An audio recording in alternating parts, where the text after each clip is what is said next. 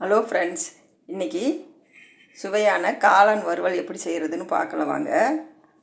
காளான் கொஞ்சம் கழுவி வச்சுருக்கேன். மிளகுத்தூள், வெங்காயம், பச்சை மிளகாய், இஞ்சி இடித்து வச்சுருக்கிறேன், கருவேப்பிலை. இதுதான் இதுக்குண்டான பொருள். இப்போ ஒரு வடைச்சட்டி வச்சு 2 ஸ்பூன் எண்ணெய் ஊற்றிக்கிங்க.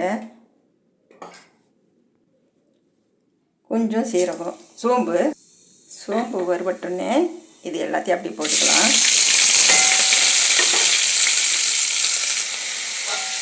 ரொம்ப சிம்பிளாக செய்யக்கூடிய பொருள்,